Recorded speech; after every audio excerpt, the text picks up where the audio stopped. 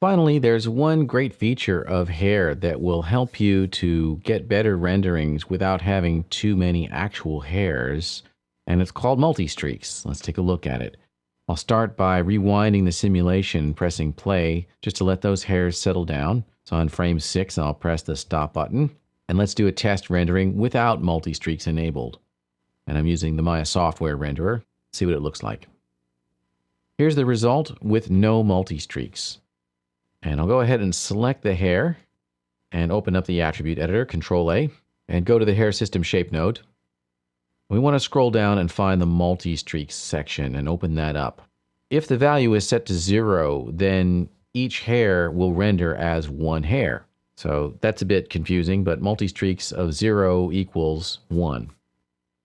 If we increase this up to a value of 3, then we will get 3 streaks instead of just 1. These values down here have to do with how far away these hairs are going to be from the original hair. And it's expressed as a fraction of the clump width. And multi-streak spread 1 is the distance of the hairs at their root. And multi-streak spread 2 is the distance at their tip. If this were set to 0, then those 3 streaks would actually meet at a point. Basically, I want these two to be the same value, at least approximately the same. I'll set them both to a value of 0.3. So that means that the width of these streaks will be approximately a third of the width of the clump. There's another switch down here that says light each hair, and I wouldn't recommend using it because it really slows down the rendering, but doesn't give very much benefit in terms of visual quality. So I would recommend leaving that off. Okay, so with multi-streaks enabled, let's go ahead and do another test rendering.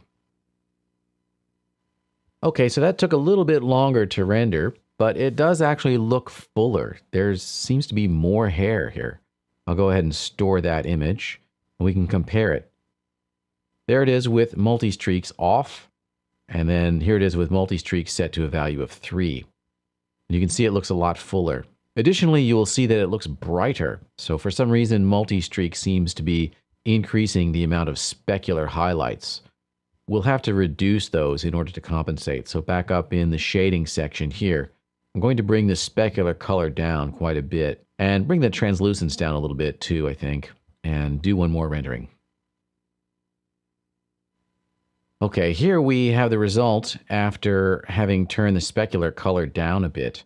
We'll store that image and we can compare them. So this is with no multi-streaks. This is with multi-streaks and the same specular color. And there it is with the specular color turned down. And I think we could probably split the difference there. Maybe if I had a little bit more specular, I would match the original rendering a little bit better. But the devil is in the details with rendering. You always need to do lots of test renders with slightly different settings until you can get the look exactly the way you need it to be. That's how we can use multi-streaks to fill out the hair without incurring any additional dynamic overhead. And that concludes our course in NHair in Maya.